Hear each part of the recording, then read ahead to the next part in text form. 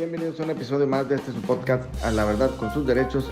El día de hoy hablaremos de la sentencia RIT 35/2021, emitida por la Corte de Apelaciones de Antofagasta, Chile, que resuelve sobre la legítima defensa con perspectiva de género. Nos acompaña la doctora en Derecho Penal de la Universidad de Valparaíso, Rocío Sánchez. Comenzamos.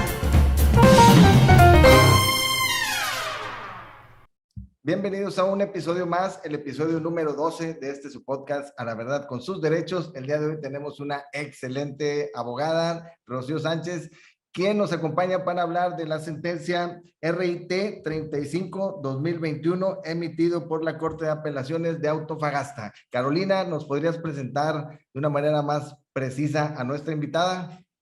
Claro que sí, mi querido Daniel. Bueno, primero, bienvenida, Rocío Sánchez. Es un placer tenerte aquí. Nuestra invitada el día de hoy es licenciada en Ciencias Jurídicas por la Universidad de Valparaíso, Chile. También tiene un máster en Argumentación Jurídica por la Universidad de Alicante, España, y es doctora en Derecho por la Universidad también de Valparaíso. En la actualidad es académica de la Escuela de Derecho de la Universidad Andrés Bello, tanto en pregrado como en posgrado. Además, es coordinadora del área de Derecho Penal en la misma facultad y también imparte docencia en la Escuela de Derecho de la Universidad de Valparaíso. Igualmente, se desempeña en diversos programas de posgrado. Además, sus líneas de investigación se centran en problemas de interpretación jurídico-penal, relaciones entre derecho penal y criminología, derecho penal y derechos humanos. Mi querida Rocío, bienvenida. Muchas gracias por aceptar la invitación a este podcast. Y bueno, platícanos un poquito cómo surge este asunto, cuáles son los antecedentes, qué se resuelve en primera instancia y después por qué la relevancia de este fallo. Bienvenida y los micrófonos son tuyos. Bueno, muchas gracias por la invitación. Es para mí un gusto poder comentarles un poco acerca de unos hechos que han sido bastante discutidos en Chile y que representan también un problema bien difícil de resolver. Básicamente, el caso dice relación con la muerte que da una mujer a su pareja. En concreto, la mujer lo mata en una actitud de defensa, producto de las agresiones constantes que había recibido de parte de él en forma previa. Sin embargo, esos hechos parecen dar lugar a una legítima defensa muy evidente. Cualquier persona podría decir, bueno, legítima defensa y ya, pero lo interesante de este caso y de una serie de casos que han ocurrido acá en Chile tiene que ver con que la defensa de la mujer no dice relación con una agresión inmediata, absolutamente inmediata en el tiempo de parte de su pareja varón. ¿A qué me refiero con ello? Me refiero a casos de violencia no confrontacional. Es decir, lo que ocurrió en este caso fue que el varón en una fiesta con amigos comenzó a agredir a su pareja. Esto determinó que ella se fuera del lugar y que él la siguiera hasta ella corrió, hasta que él la logró detener en la calle, en la vía pública, la golpeó con las manos, con los pies. La gente que estaba en la calle, todo esto en la madrugada, comenzó a gritar, a emitir ruidos para que la soltaran, y esto permitió que luego de la golpiza él dejara a la mujer tirada y ella lograra huir hacia su casa. Bueno, uno podría pensar esto terminó ahí, pero no fue así, porque en la casa ella adentro es acosada por este varón desde fuera, comienza a gritarle, a amenazarla, que si no sale la va a matar, etcétera, etcétera. Es decir, tenemos violencia física más amenazas, ante lo cual ella decide salir con un cuchillo como una forma de intimidar a su agresor. Producto de ello se produce un forcejeo y entre el forcejeo ella termina apuñalando a su marido, dándole una herida en el tórax que le provoca varias lesiones complejas y en definitiva lo mata. Entonces, estos hechos son complejos porque no estamos frente a una agresión inmediata, sino que a una agresión inminente por parte del varón, y eso permite cuestionarse hasta dónde podemos invocar la legítima defensa como una causa de justificación para impedir que ella, en definitiva, reciba una condena por los hechos que cometió. Ahora bien, el Tribunal de Juicio Oral en lo Penal que conoció el caso condenó en la primera vista a la mujer, considerando de que no había agresión que justificara una legítima defensa, porque la violencia que había ejercido él respecto de ella no había sido inmediatamente continua en el tiempo respecto de la reacción que ella tuvo. Es decir, él la golpeó, la dejó, ella entró a la casa y ese tiempo y esa amenaza que él profirió desde fuera de la casa no fue evaluado por el Tribunal de Juicio Oral en lo Penal, y en consecuencia para ellos no hubo una agresión y una reacción defensiva vinculada en el tiempo de forma tal y tan intensa que permitiese amparar a la mujer bajo la legítima defensa. Las razones que da el Tribunal de Juicio Oral en lo Penal que conoció el caso son bien complejas. Básicamente esta forma de interpretar la legítima defensa, pero además algo que nos ha llamado profundamente la atención aquí es que señala que lo que se esperaría de esa mujer era que se quedara encerrada en la casa aguardando y no saliera a defenderse frente a estas agresiones. Entonces, ese mandato cultural que se le impone a la mujer en torno a debes solo actuar de forma pacífica, tranquila, sumisa, solo sentir miedo, es un estereotipo muy fuerte que recae sobre las mujeres y que en definitiva permite cuestionar esa primera sentencia, no solo por eso, pero eso creo que es un aspecto bien llamativo. Y luego de eso, y de la condena que recibe la mujer, la causa llega a la Corte de Apelaciones y bueno, ahí se revierte esta primera sentencia condenatoria. Eso en resumen. Ok, hay varios puntos que me llaman la atención de la resolución. Veía incluso la de primera instancia y bueno, inicialmente la fiscalía, creo que también allá es fiscalía, ¿verdad? La acusación la hacen por parricidio, porque además afirmaban que supuestamente había un vínculo de convivencia entre ellos muy fuerte, ¿no? Que hiciera parecer que efectivamente, como decías, eran una pareja muy sólida. Y toda la defensa que ella narra, que al final también creo que es una de las partes que cambia de parricidio a homicidio, es que se analizó que, a ver, no, ella era producto de una relación violenta de aproximadamente 1 año y medio, en la cual no había una convivencia continua entre ellos, ¿no? Más bien ella iba a trabajar, me parece que no trabajaba todos los días y los días que descansaba alquilaba una habitación y eventualmente compartía con él en algún momento pues bueno, cierto lugar para estar juntos. Pero aquí hay un primer punto, es que ellos no eran una pareja formal como tal, ¿no? Entonces creo que ahí es un dato relevante. El otro también dato que me llama mucho la atención, como bien dices, o sea, el tema de la legítima defensa. Dicen, bueno, aquí perdiste de vista cuando su defensor se va a la apelación, hace todos estos planteamientos y dice, tú no tomaste en cuenta que ella era una persona víctima de una violencia que no solo fue un hecho aislado, ¿no? Tú pasaste por alto que en lo que ella narra, en la defensa que ella narró, en la versión desde la primera instancia, pues fue, no solo la agredió una vez, la agredió muchísimas veces y enfrente de muchas personas. El día de los hechos en particular fue la agresión como tal que tú ya nos comentabas, ¿no? Que, ok, fueron a un lugar, la golpeó, después ella ingresó, después él estuvo amenazando, pero a ver, esto tiene ya otro antecedente, que cada vez que él la agredía y la golpeaba, regresaba, la amenazaba, la manipulaba y ella regresaba a este círculo de violencia, ¿no? Sí. Entonces ya esta última parte, ¿no?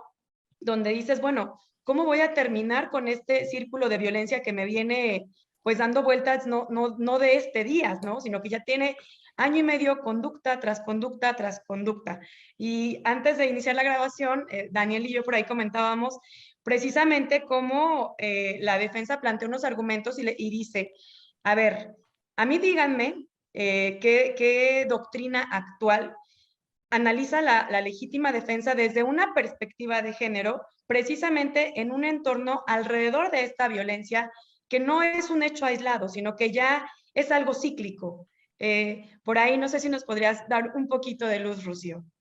Sí, yo creo que hay 3 aspectos que uno podría destacar de lo que tú planteas, Carolina. Lo primero es que, claro, al principio se pensó que ellos eran pareja y que eso fundamentaría un parricidio, es decir, un homicidio calificado o asesinato, dependiendo de cómo lo vea cada país.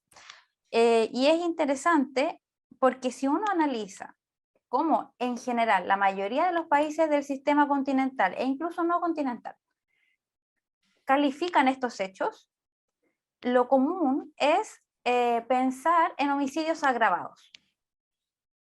Cual sea el nombre, parricidio, asesinato, homicidio calificado. ¿Por qué? Porque la mujer usa un instrumento comúnmente para vencer la diferencia física que tiene con el varón.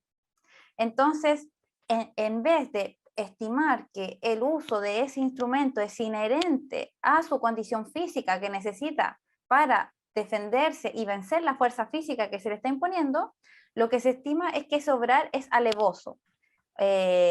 Entonces, por el solo hecho de valerse de estos instrumentos, la tendencia común es a mirar y calificar estos acontecimientos como un homicidio agravado o calificado, cual sea la denominación que use el Estado. Y esto pasa en Chile, en Argentina, en España, en Alemania. No es una figura solo de nuestro país, sino que creo que tiene que ver con una forma como se miran los fenómenos y con una vinculación cultural respecto nuevamente a esto de qué esperamos de que hagan las mujeres. Eso sobre el parricidio. Lo segundo, efectivamente, un aspecto muy interesante del fallo es que expresamente incorpora la perspectiva de género y lo incorpora, diría yo, a través de 2 mecanismos. El primero tiene que ver con ampliar, como decías tú, el hecho que iba a ser evaluado por el tribunal, no solamente circunscribirlo a esta discusión que tuvieron en una fiesta, que se transformó luego en la agresión física y las amenazas, sino que mirar todo el historial de la relación y comprender que existe este círculo de la violencia, estudiado por Walker hace mucho tiempo, que está compuesto por distintas fases y que supone un círculo de una luna de miel, cuando al principio de la relación todo va bien, luego un periodo de acumulación de tensión en el que empiezan a existir pequeños roces, varios de los cuales van generando una acumulación que luego explota en un tercer momento con una agresión violenta y fuerte. Para luego de ello pedir perdón, suplicar el perdón, prometer cambios y volvemos a la etapa de luna de miel. Entonces, ese antecedente que lo dan los estudios psicológicos y la criminología, el tribunal, en particular el Tribunal de Juicio Oral en lo penal, no lo mira. Derechamente, el primer juzgador, el primer órgano, no lo mira y no le importa. Pero cuando la Corte revisa el caso, señala que hay que abrir, por decirlo de un modo, los hechos de la prueba. Es decir, hay que ampliar la mirada o hay que ampliar la mirada, la premisa fáctica, por decirlo así. Y eso lo que permite es incorporar esta información de este caso y de todos estos casos en que uno no entiende por qué la mujer sigue vinculándose con un hombre que la agrede de esta forma. Eso desde la perspectiva del hecho, es decir, de qué es lo que miró el tribunal, en particular la Corte. Pero además viene una segunda derivada muy interesante a propósito de la interpretación del derecho y de qué derecho va a aplicar en concreto. Porque en este fallo la Corte de Apelaciones directamente aplica la Convención para la Eliminación de todas las formas de discriminación contra la mujer y una serie de tratados internacionales referidos a eliminar los estereotipos y dar una mayor protección a las mujeres. Entonces, este mandato que viene del derecho internacional obliga al juzgador a quitarse el estereotipo que ya se vio en el Tribunal de Juicio Oral en lo penal, en la primera vista que se hizo de este juicio, y bueno, pensar el derecho y aplicar el derecho de forma diferente. Más allá de que uno pueda evaluar bien o mal los razonamientos, lo cierto es que este fallo abre la mirada tanto de los aspectos de prueba como de los aspectos normativos aplicables al caso. En esa parte que está cerrando sobre los aspectos normativos del caso, Yo no soy penalista, yo no veo asuntos criminales. Sin embargo, de lo que yo recuerdo de la instrucción que tuvimos en las universidades, bueno, que yo tuve en la universidad, recuerdo que es una figura del derecho penal, es muy estricto y saldría, o sea, tú lees la sentencia y te vota totalmente con lo que te fuiste instruido en términos de la valoración de los hechos y de la normativa, que inclusive al ver los hechos, pues dices, no, inclusive hay un desarrollo en la sentencia sobre la aplicación y los requisitos para poder aplicar la legítima defensa. Y hace un estudio la sentencia y al final encuadra en la aplicación de este derecho de legítima defensa. Pero lo que tú acabas de decir, ¿cómo tenemos entonces que comenzar a ver todos los asuntos con esta perspectiva que inclusive nos va a llevar a tener resoluciones más justas, pero menos formalistas? Bueno, Daniel, es una pregunta bien difícil.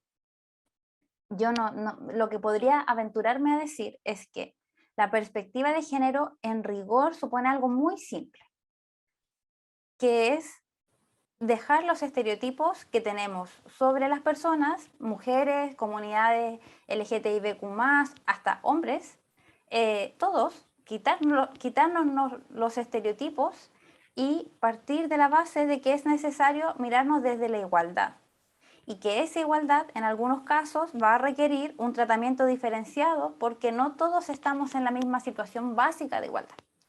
Entonces, lo cierto es que cuando miramos este tipo de hechos, tenemos que pensar que no podemos evaluar a la mujer que mata a su pareja de la misma forma que un hombre, porque estructuralmente en la sociedad tiene una posición diferente, físicamente tiene características biológicas comúnmente asociadas a una menor masa muscular, a una menor capacidad de fuerza.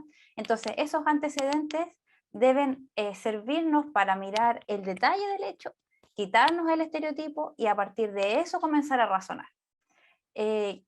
Cuando se dice como que la perspectiva de género es una ideología o es algo muy difícil, yo siempre les pienso, bueno, es al revés, es algo muy simple y yo creo que a todos nos hace sentido entender que tenemos que tratarnos con igualdad desde la situación en la que estamos. Entonces, ese es el punto de arranque, diría yo. ¿Y cómo se hace esto? En el derecho penal es bien interesante porque efectivamente en toda nuestra tradición jurídica el derecho penal busca interpretaciones restrictivas. Pensando, o sea, uno piensa eso, sobre todo porque tiene la idea de que el principio del indubio pro reo es algo que debe marcar y orientar el ejercicio del jus puniendi y nunca debe ser excesivo, ¿cierto? Ahora, eso tiene una nota bien especial tratándose de las causas de justificación. En particular podría darse este ejemplo con la legítima defensa, porque las causas de justificación lo que hace es liberar de pena. Entonces, si vamos a liberar de pena, ¿por qué yo tendría que interpretar restrictivamente? ¿No será que debo velar por la interpretación restrictiva? O no siempre, pero en algunos casos debo velar por la interpretación restrictiva cuando voy a condenar. Eso por un lado. Y por otro lado, en estricto rigor, el intérprete, ya sea penal, constitucional, tiene que aplicar la ley. Más allá de que a uno le guste o no y que quiera apegarse a una interpretación restrictiva, aunque a uno no le guste, tiene que aplicar la ley y darle el sentido que tiene la ley y no el que uno quiere. O tratar de acercarse a un sentido más allá de lo que uno prefiera. Entonces, todas esas ideas nos permiten, como decías muy bien tú, ir abandonando un poco una posición formalista y luego introducirnos a tratar de buscar el sentido de los textos jurídicos de una forma más abierta y conectada con la realidad, porque el formalismo justamente es muy conceptual y es muy poco cercano a la realidad, abrirnos más a la realidad, pero también abrirnos a ver el derecho como un sistema que también incluye normas de carácter internacional. Porque acá los jueces de la Corte de Apelaciones no inventaron nada, sino que aplicaron tratados vigentes. Entonces, no fue necesario que forzaran tanto su esfuerzo argumentativo creando cosas nuevas, sino que fue mucho más simple y fue aplicar tratados internacionales vigentes. Pasa que los jueces internos son más reacios a traer directamente la aplicación de los tratados internacionales, pero en estricto rigor, si el Estado ratificó el tratado, bueno, ¿por qué no lo puede aplicar un juez? Deberían hacerlo, ¿no? Creo que más bien el tema aquí es como precisamente esta interpretación que tú dices, ¿no? Tan restrictiva, forma parte de estos estereotipos, ¿no? Está normalizado que los hechos se vieran de una forma en la que no se ponen estas lupas moradas para ver cuál es el contexto de todo lo que sucede. Y creo que a partir de ahí es donde nos estamos equivocando, ¿no? Cuando leías o cuando veíamos el tema de toda la defensa y de saber, está muy claro cómo se vino desarrollando todo. ¿Por qué no lo vio el Tribunal de Juicio Oral? ¿Por qué no hizo alguna argumentación en este sentido que era parte de los argumentos de defensa ya ante el Tribunal de Apelación? Dice, es que no me dijeron nada. O sea, yo planteé todo este contexto y no hubo un argumento en el cual contestaran o descartaran por qué no tenían eso en cuenta, ¿no? ¿Y qué es lo que pasa? Pues que nuestros tribunales, como bien dices, no es un caso privativo de Chile, también pasa en México, que lastimosamente no decimos nada, o sea, nos quedamos callados y se juzgan los asuntos sin tener en cuenta esta perspectiva de género, que además también llama la atención que debe ser interseccional, porque era una extranjera, además también, ¿no? O sea, que ella estaba en un país sin una red de apoyo en la que todo su contexto empezó a girar de pronto en cierto momento, incluso alrededor de la familia de esta persona, ¿no? Que también fue en algún momento testigo de estos actos de violencia y que no hicieron nada, que incluso la dejaron como que encerrada y que le dijeron, no, pues van a arreglar las cosas, o sea, ¿por qué no nos damos cuenta de todo esto? O sea, ¿por qué lo solapamos? Es necesario resoluciones de este tipo para decir, oye, a ver, en realidad está normalizado que nos traten como se les da la gana, ¿no? Y que nadie diga absolutamente nada porque es normal, porque la mujer tiene que aguantar por esta, fíjate, esto sin estar casado, pero bueno, si ya te casaste y a lo mejor te leyeron la epístola de Melchor Ocampo, peor, porque además ya hiciste casi un juramento ahí de por vida de que tú vas a dar sumisión y amor y comprensión para que esa bestia animal que es el varón, en muchas ocasiones, no siempre, no se enoje, no se frustre y no te agreda. O sea, a ver, a Daniel le da risa, pero bueno, es que de verdad que es así, o sea, no ser Bueno, esa es el persona. estereotipo, ese es el Exacto, es el estereotipo. estereotipo. Es lo que vemos día a día. Sí. Adelante, Rocío. Eh, Fíjate que, mm, bueno, Chile está viviendo un proceso bien interesante en materia de avance de los derechos de las mujeres, pero quisiera destacar igualmente que explorando este tema, he aprendido mucho de los trabajos de los colegas y las colegas mexicanas, y en particular la Corte Suprema mexicana tiene un documento que creo que es valioso por si algún colega mexicano que escucha el podcast se interesa en entrar a este tema, que es un protocolo para juzgar con perspectiva de género. Es online, está gratis, yo lo uso constantemente, cuando tengo dudas me voy ahí, a ese y otro protocolo que es chileno, pero el mexicano me parece muy evidente y muy simple de entender. Entonces creo que también el cambio cultural es tan difícil que los jueces que juzgaron en el Tribunal de Juicio Oral en lo penal, por primera vez este caso, están inmersos dentro de cierta cultura, y la verdad es que yo creo que ni siquiera tenían en su radar esta posibilidad de discusión. ¿Y por qué lo pienso? Porque en la sentencia se cita manuales de autores que son muy respetados, pero que ya están desactualizados como doctrina jurídica, y además incluso se cita un manual chileno que tiene ediciones muy posteriores en el que los autores expresamente reconocen la posibilidad de eximir por la legítima defensa este caso. Expresamente lo señala. Entonces yo creo, me da la impresión que culturalmente el primer tribunal probablemente no tenía ni en su radar la idea de que esto era un tema discutido. Y eso se nota en cómo interpretan la legítima defensa. Muy a la antigua, muy a la antigua. Y ya en España, en los años 90, empezaron a cuestionar esto, y ya en el 2020, en los especialistas chilenos, es el tema que todos los años saca ronchas entre las discusiones temáticas de especialistas. Entonces, creo que culturalmente por mucho que se hagan esfuerzos, incluso institucionales, el camino es bastante largo y conseguir que la perspectiva de género se entienda como en realidad tratarnos como iguales sin estereotipos, es un desafío súper difícil de conseguir culturalmente hablando. Y culturalmente hablando, permeando nuestro trabajo jurídico. Lo pienso como ciudadano y en el trabajo, en el manejo de las fuentes del derecho. Bueno, Tú o yo. Tú, Daniel, tú. nunca me voy a reír de algo así. Sí sonrío porque yo hace muy poco tiempo, hace yo creo que un año, todavía pensaba muchas cosas en contra de lo que ahora ya puedo tomar como decisión ya firme en cuanto a la cuestión de perspectiva de género.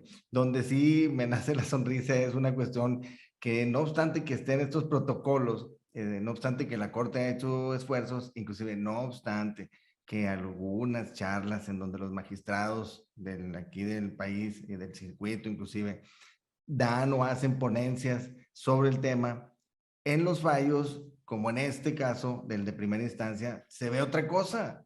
O sea, no es precisamente que, no, bueno, sí, perspectiva de género, derechos humanos, sí, y se resuelve diferente. Entonces, una de las cosas que comenté al principio en la anterior intervención es que esto nos obliga a reflexionar hasta dónde entonces sí tendríamos que ampliar no marco normativo, porque sí ya está, pero sí la interpretación sobre la legítima defensa en estos casos. Hasta dónde vamos a poder nosotros estirar o hacer maximizado este derecho. No sé, ¿habrá alguna fórmula? ¿Podremos tener alguna fórmula? Mira, Daniel, acá el debate yo creo que debe ser parecido en México. Tiene que ver porque se introdujo una forma de estado de necesidad para que cubriera todos estos casos y no acudiera a la legítima defensa. Se suponía que debía ser más fácil, tiene en teoría requisitos más amplios, pero a la larga la interpretación llevó a ser casi idéntico, casi idéntico, no del todo, el requisito con la legítima defensa de la agresión actual o inminente, porque en la inminencia está el gran problema. ¿Cómo hacer la interpretación hasta que el límite, bueno, hasta que no se destruya la institución, porque tampoco por buscar ampararlo en legítima defensa uno va a terminar desnaturalizando algo que existe y que sirve de la forma que sirve.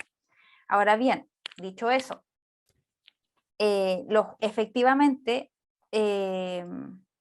mucho se dice en los textos y en la práctica, eso no se traduce en fallos que apliquen la perspectiva. Y bueno, prueba de eso es la constante desaparición de personas y de mujeres que hay en México, que a uno le impacta mucho desde fuera y te conmueve de no entender cómo es que eso pasa. Por ejemplo, ¿cómo a lo mejor, me pasa también cuando, por ejemplo, preparando esta entrevista, me puse a revisar las cifras chilenas de femicidio, porque aquí es femicidio, no feminicidio, y veía los casos y el 98% eran muertes de la pareja. Entonces uno dice, pero, a ver, ¿cómo es que dejamos que esto pase? ¿Cómo es que nos acostumbramos a que esto pase? Como operadores del sistema. Y yo no sé si será por el desgaste o bien porque el sistema y nuestra cultura invisibiliza las desapariciones, invisibiliza las muertes. Ahora, a mí me duele mucho ver las noticias de México cuando esto pasa, me duele mucho ver las noticias de Chile, siento un poco más de esperanza de lo que está pasando en Chile, porque veo al proceso constituyente como un espacio en el que a través de una convención paritaria, es decir, compuesta mitad por hombres, mitad por mujeres, se han hecho modificaciones o se han propuesto modificaciones clave en el funcionamiento del sistema de justicia y el sistema político, que creo que van a contribuir a dar un salto abismal, culturalmente hablando, en la aplicación de las leyes, en la interpretación y en el funcionamiento del sistema, pero no puedo decir lo mismo de todos los países, menos de América Latina, porque, bueno, son procesos culturales propios en los que uno no tiene por qué entrometerse. Tampoco sé si se va a aprobar la nueva constitución que se está proponiendo para Chile, pero creo que eso, por ejemplo, aquí, si es que se aprueba, permitiría en el ámbito de los derechos de las mujeres generar un primer impacto cultural que de seguro va a permitir avanzar, y avanzar hasta hacia este cambio de la cultura jurídica, porque a la larga somos nosotros los operadores, los profesores, los estudiantes, los que en definitiva vamos perpetuando una práctica y no vamos asumiendo con conciencia real lo que está pasando.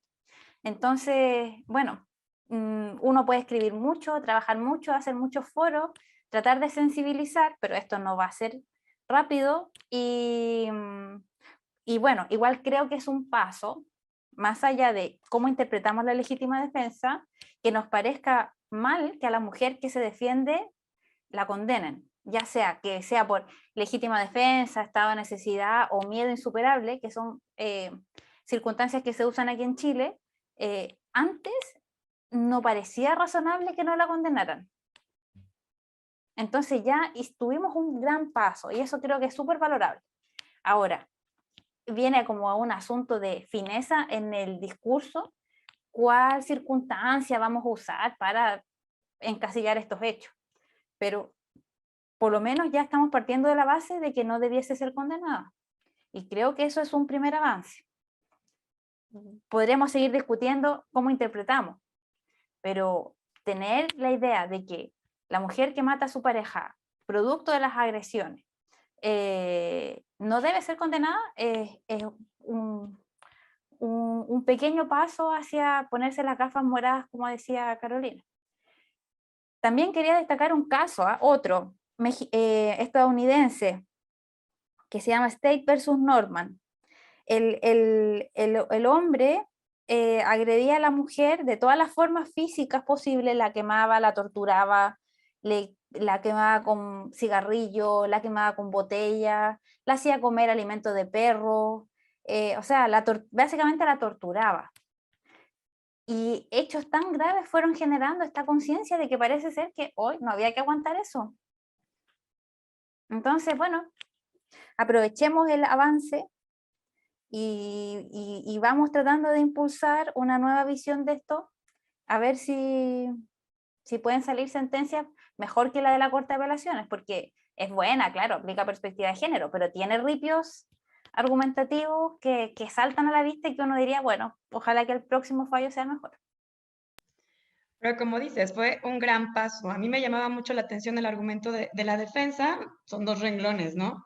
Dice, lo cierto es que la actualidad o inminencia que exige la agresión ilegítima no se contrapone al estado continuo de agresión, ¿no? O sea, también denominada agresión incesante. Y es precisamente esta parte donde me parece que era lo que dejábamos de largo, ¿no? Y no poníamos a la vista, como dices, bueno, hoy ya me cansé de recibir golpes, ¿no? Y a lo mejor no tuvo que haber sido el mismo día el que hubiese surgido la agresión previa, ¿no? Al último hecho, pero que después de tantas conductas en las que se está maltratando, se está violentando continuamente a una mujer, pues bueno, ya cuestionarnos y ya decir, normal, o sea, normal que quisiera deshacerse de su agresor, o sea, en este caso en particular fue cerca de año y medio, ¿no? Pero sabemos que estos casos hay personas que lo viven, o sea, décadas, y que cada vez se va haciendo más grave, ¿no? Porque normalmente es así también este círculo, ¿no? Primero te grita, después te jalonea, después te pega y después casi te mata, ¿no? Y en muchos casos, pues la realidad es que culmina precisamente con los feminicidios.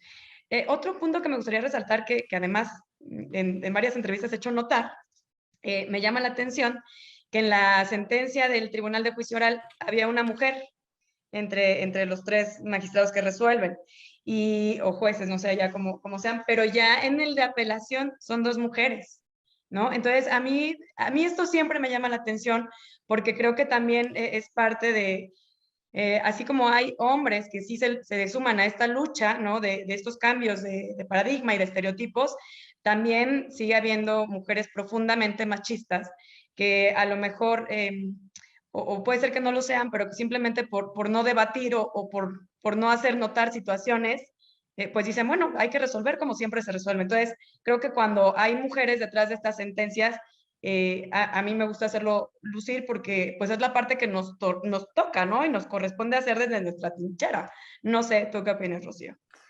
Bueno, ser mujer no es sinónimo de pensar con perspectiva de género. Sí, totalmente. Y prueba de eso también es que todas las personas que hemos ido estudiando los derechos humanos de las mujeres, hemos tenido que ir formándonos porque nos fuimos entrenados para pensar así. Yo estoy segura que Carolina, yo, nuestra formación de pregrado y posgrado incluso,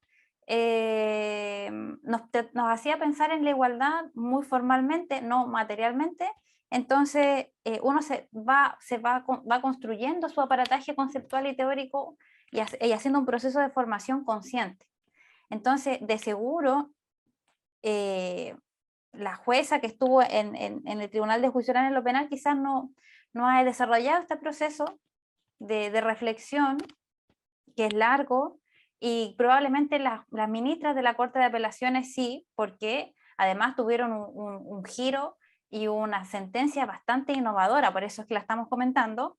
No es que todos los tribunales en Chile fallen de esta forma, por eso fue un fallo destacado el año pasado y me atreví a sugerirlo. Antofagasta queda al norte del país, no es la capital, pero aún así el Poder Judicial lo destacó por ser un paradigma en torno a la perspectiva de género. Y bueno, Daniel decía que él hasta el año pasado estaba como reacio a ciertos temas, convenciéndose de algunos. Yo también, cada día, a veces logro pensar un poco en estas cosas y como ir cambiando, pero ser mujer no es para nada sinónimo de tener perspectiva de género, ni siquiera sensibilidad hacia los problemas de las mujeres.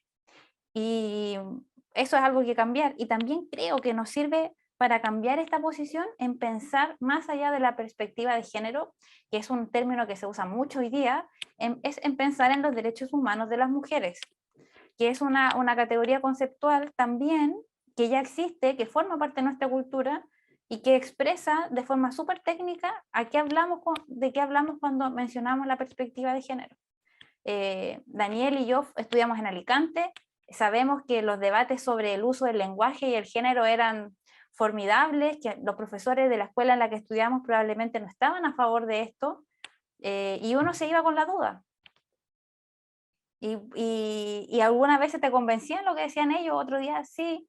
Entonces, bueno, es un proceso extenso, pero pensarlo en clave de derechos humanos creo que nos ayuda a aterrizar esta idea que además es tan discutida, vapuleada, maltratada de la perspectiva de género, como que fuese algo muy extraño, siendo que son derechos humanos, nada más.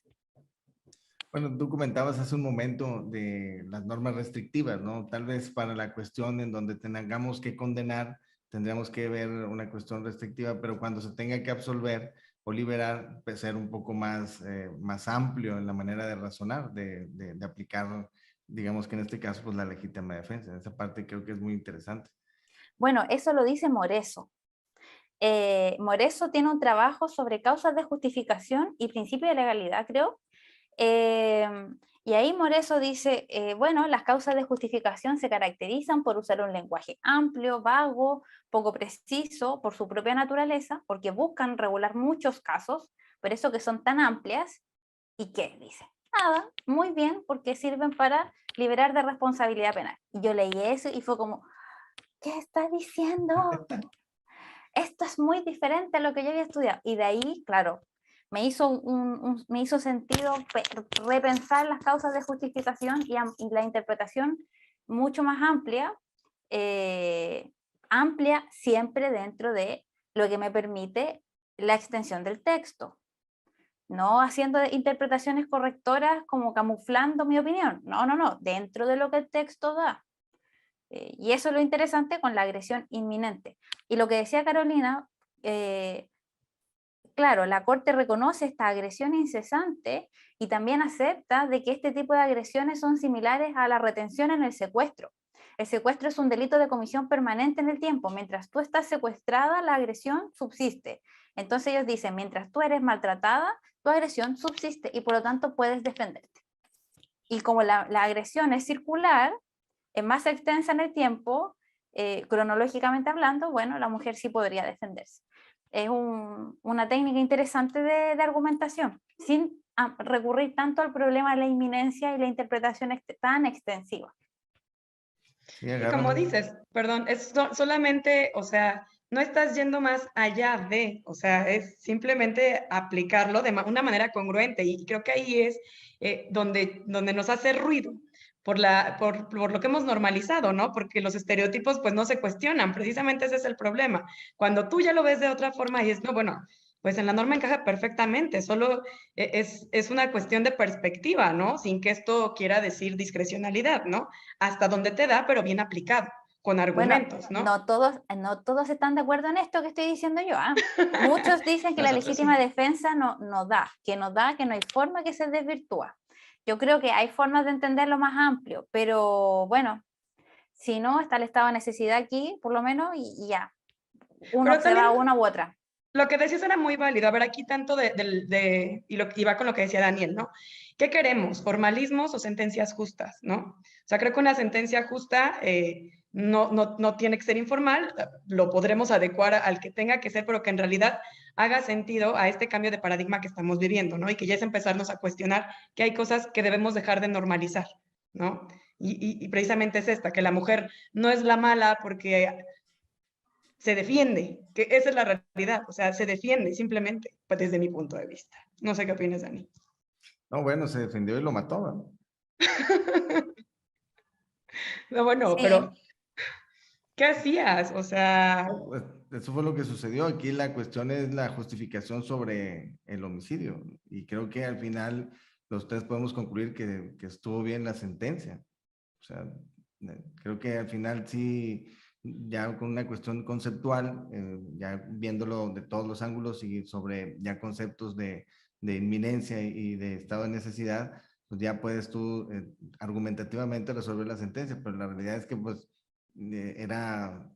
ahí estuvo siendo atacada inclusive unas horas antes de que pasara el homicidio. Entonces, yo creo que sí está bien la sentencia. Aquí la cuestión sería, o la reflexión es cuál es el límite de eso, nada más. Pero sí que es una sentencia justa, creo que totalmente. y es interesante porque si uno usa una causa de justificación, uno le dice a la persona que ejecutó el hecho, tu conducta no es antijurídica. En cambio, como la legítima defensa. En cambio, si uno utiliza una causa de exculpación como el estado de necesidad, uno le dice, tu conducta fue antijurídica, pero te la perdonamos. Entonces, ¿qué le estamos diciendo a las mujeres? ¿Te perdonamos o tienes derecho a defenderte? Con eso dejo el problema abierto. qué Oye, ya habíamos malvada, concluido Rocío. en algo. Es que está Bueno, muy interesante para la cuestión de la reflexión, que va más allá todavía de la sentencia como tal, sobre la liberación, sobre la aplicación de la legítima defensa. Yo creo que eso no lo vamos a resolver en este episodio. no. Es muy difícil, muy difícil. Eso se lo vamos a dejar a Moreso y a las nuevas generaciones que vienen por allá del máster de argumentación jurídica, porque efectivamente, o sea, era un tema que en 2016 no se hablaba. O sea, ni se tocaba hablar de la perspectiva de género y cuestiones así. No, habrá interpretación y se hablaba, pero desde otras perspectivas y en otros casos, ¿no? No se veían esto como un caso difícil y creo que el día de hoy estos realmente son los casos difíciles porque no hay una línea clara, ¿no? Siempre está como que en el gris, precisamente esto que planteaste ahorita, ¿no? ¿Qué es lo correcto? ¿Qué mensaje quiero mandar? Y es lo que nos tocará definir, creo yo, a través de las siguientes sentencias, que yo te agradezco muchísimo que hayas sugerido esta. Yo no la conocía cuando Dani me mandó la liga y me dijo, dije, no, bueno, o sea, pero por supuesto que sí, y más con una experta como tú, Rocío. De verdad que, bueno, no sé, yo te quiero agradecer por la información y desde luego por la explicación que nos has brindado. Muchísimas gracias. Oh, muchas gracias a ustedes. Este tema me encanta. Sí, ya vimos. Genera, No, ya genera vimos. mucho debate, genera mucho debate. Yo, de hecho, a veces pienso otra cosa, pero a veces, en la mayoría del tiempo, pienso que la legítima defensa es una mejor solución. No siempre lo pienso. para que vean lo difícil que es. Pues que cada asunto cambia, ¿estás de acuerdo? Sí. Cada, o sea, estos círculos en cada hecho van a ser diferentes, ¿no? Y creo que también ahí es como graduar hasta en la medida de lo que venía sucediendo, qué tanto justificó, ¿no? Lo que viene después, o sea, creo que pues eso es lo que nos toca a los que, bueno, yo por acá participo en el Poder Judicial y pues es leer todo y es ver los hechos y es determinar a partir de lo que está en el expediente y en cada caso se va a resolver de manera distinta aplicando la norma porque cada hecho es diferente, no siempre va a ser lo mismo, ¿no? No es esta aplicación cuadrada. Entonces, pues esta sentencia en particular, digo, es para presumirla, es para analizarla y es para debatirla, ¿no? Precisamente a través de las lupas moradas, pero sobre todo desde, pues desde el punto de vista de expertos como tú. Muchas gracias, Rocío, de verdad. Gracias, Carolina y Daniel. Muchas gracias, Rocío. Yo también, igual que Carolina, estoy muy agradecido contigo con el momento que te diste para poder charlar con nosotros, con nuestra audiencia. Y bueno, no queda más que volverte a citar en otra charla para poder seguir con la reflexión. Y te agradecemos el tiempo que nos has dado y a todos los que nos vieron y escucharon, agradecemos también que hayan estado con nosotros y nos vemos en el siguiente episodio. Hasta pronto, hasta luego. Gracias. Bye. Bye, gracias.